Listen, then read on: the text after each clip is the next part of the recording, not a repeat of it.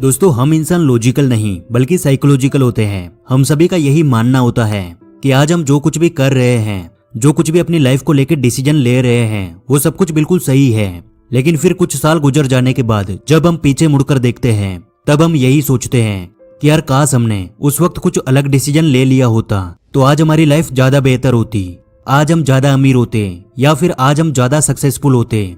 और खासकर जब बात आती है पैसे की, तो हम सभी अपने डिसीजन इमोशनल होकर ही लेते हैं।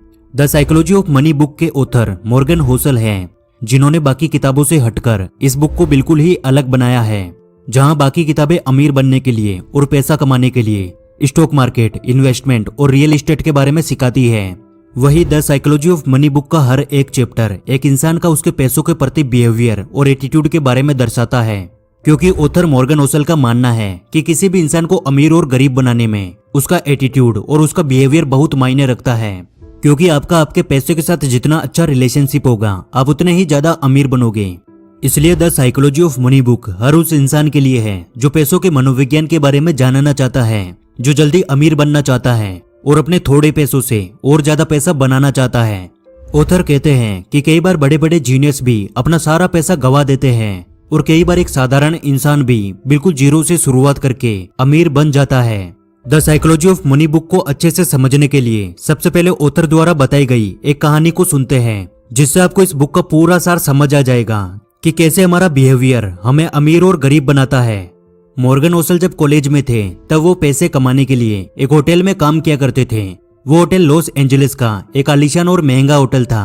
एक बार वहाँ एक गेस्ट आया जो कि अक्सर आया करता था। वो एक यंग लड़का था जो कि काफी तेज दिमाग वाला था। 20 साल की उम्र में ही उसने कई टेक कंपनीज बनाई और उन्हें बेच दिया। यानी वो एक सक्सेसफुल इंसान था जो कि एक यंग मिलीनियर था। लेकिन पैसे के मामले में वे बहुत अनलकी था। वो लड़का जब भी वहां आता तो अपने पैसे की पावर दिखाने के लिए बड़े बड़े दिखावे करता। एक दिन जब वो आया तो उसने होटल के गार्ड को अपने पास बुलाया और उसे $1000 देते हुए बोला कि जाओ इन $1000 के बदले सोने के सिक्के ले आना। वो गार्ड पास के ज्वेलरी शॉप पे गया और $1000 को सोने के सिक्के में बदला लाया। आपको क्या लगता है उस यंग लड़के ने उन सोने के सिक्कों का क्या किया होगा? उसने अपने कुछ दोस्तों को वो सिक्के दिए और सभी ने मिलकर समुद्र में वो सोने के सिक्के ऐसे फेंक दिए पत्थर जैसे कोई हैं। और उसके कुछ ही दिनों बाद जब वह लड़का वापस होटल आया तो उस दिन भी वह हमेशा की तरह नशे में था और वो एक लैंप से टकरा गया, जिससे लैंप टूट गया।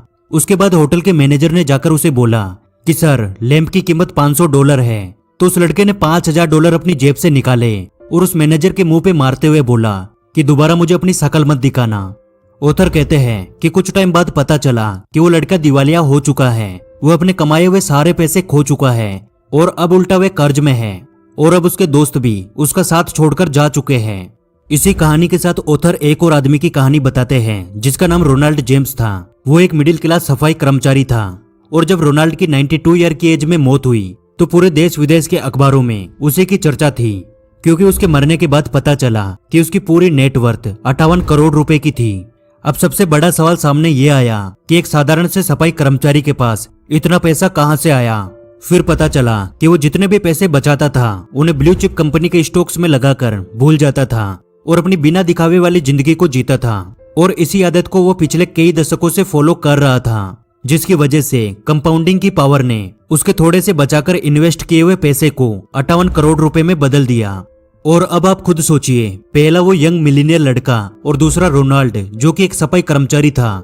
इन दोनों का अपने पैसों के प्रति बिहेवियर कितना अलग अलग था और आखिर में रिजल्ट भी बिल्कुल अलग मिला। एक पढ़ा लिखा जीनियस माइंडसेट वाला होने के बावजूद दिवालिया हो गया और दूसरा बिल्कुल साधारण सी नौकरी करके 58 करोड़ रुपए का मालिक बन गया।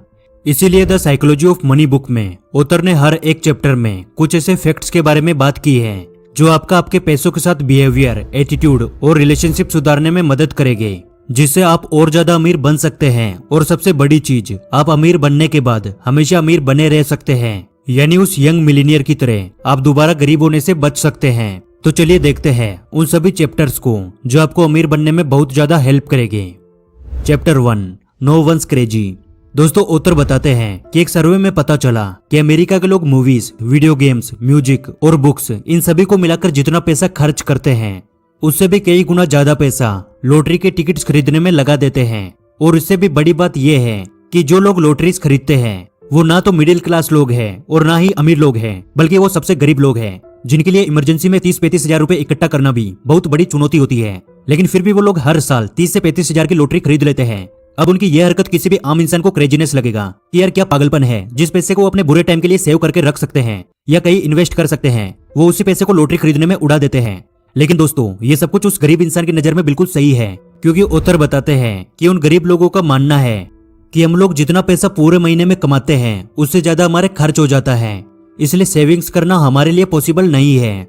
और लग्जरी कार, बड़ा घर और ज्यादा इनकम, ये सब कुछ केवल हमारे लिए एक सपना है, और हमारे लिए इस सपने को साकार करने के सबसे ज्यादा चांस हमें लॉटरी टिकट्स में ही दिखते हैं कि एक बार जब लॉटरी लग जाएगी तो ये सब कुछ सच हो जाएगा। इसलिए जब हम लॉटरी के महंगे महंगे टिकट्स खरीदते हैं तब हमें ये पागलपन नहीं लगता, क्योंकि हमारी नजर में ये पैसा अपने सपनों को सच में बदलने के लिए दिया हुआ पैसा होता है कि शायद हमारी लॉटरी लग जाएगी और हमारी भी जिंदगी बदल जाएगी।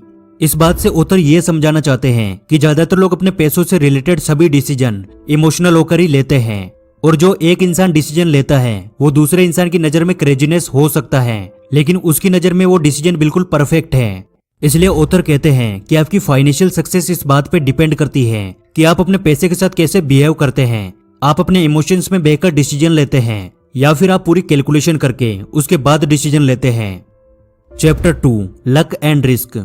दोस्तों, क्या आप किस्मत जैसी किसी चीज को मानते हैं? शायद इसका जवाब कुछ लोगों के लिए हाँ और कुछ लोगों के लिए ना भी हो सकता है, लेकिन author the psychology of money book के इस चैप्टर में लक एंड रिस्क को मानते हैं। वो इस चीज को एक्सप्लेन करने के लिए बिल गेट्स की कहानी बताते हैं कि बिल गेट्स आज दुनिया के सबसे अमीर लोगों की लिस्ट में आते हैं। लेकिन अब हम साल 1968 में चलकर देखते हैं, जब बिल गेट्स स्कूल में पढ़ते थे। उस साल पूरी दुनिया में 30 करोड़ से ज्यादा सिमिलर स्टूडेंट्स थे, लेकिन पूरी दुनिया में द लेक साइड स्कूल कुछ ऐसे स्कूलों में से एक था जिसमें कंप्यूटर थे, और बिल गेट्स उन करोड़ों बच्चों में से एक थे जिन्हें उस टाइम कंप्यूटर का एक्सेस मिला।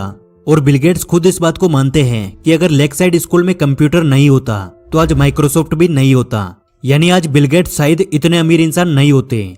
और साथ में रिस्क को समझाने के लिए ऑथर बिल गेट्स के दोस्त केंट एवांस के बारे में बताते हैं कि उस टाइम केंट बिल गेट्स के सबसे अच्छे दोस्त थे और वो उनके पार्टनर भी थे।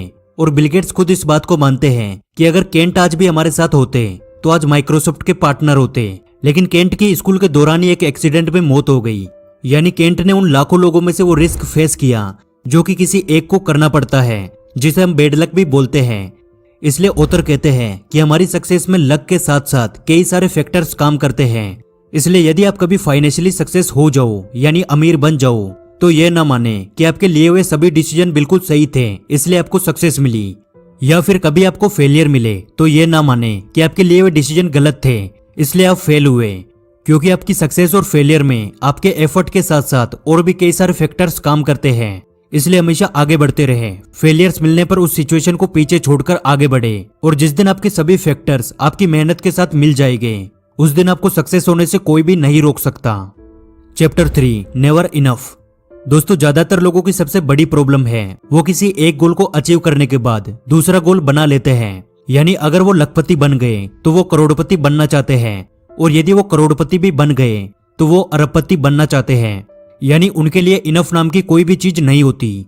ऑथर इस चीज का एग्जाम्पल देने के लिए रजन गुप्ता की कहानी बताते हैं। रजन गुप्ता का जन्म कोलकाता में हुआ था। वो एक अनाथ आश्रम में पले बढ़े, लेकिन फिर भी वो 40 साल की उम्र में एक बहुत बड़ी कंपनी के सीईओ बने। इसके अलावा भी उन्होंने बहुत कुछ अचीव किया।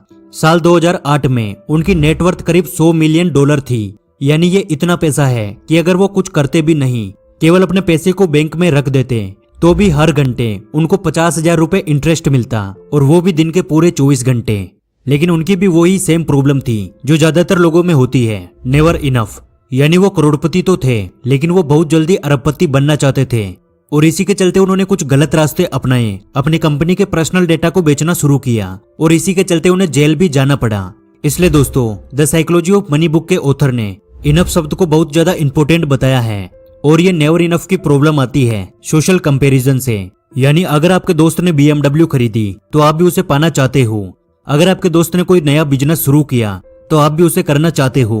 और इसके लिए शुरुआत के चैप्टर में ही बताया गया है कि हर इंसान के माइंड में कुछ अलग प्लानिंग होती है, हर इंसान के लिए कुछ अलग फैक्टर्स काम करते हैं। ऐसा बिल्कुल भी जरूरी नहीं है जिसमें आपके दोस्त को सक्सेस मिली उसमें आपको भी मिलेगी। या फिर जिसमें आपको सक्सेस मिली उसमें आपके दोस्त को भी मिल जाएगी।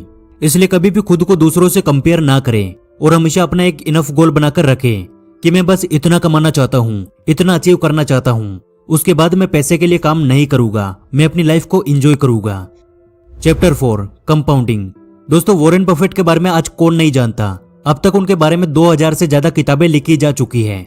वॉरेन बफेट जब 10 साल के बच्चे थे तब से वो इन्वेस्टमेंट करने लगे और जब वे 75 साल के हुए तब उनकी नेटवर्थ 86.5 बिलियन डॉलर थी।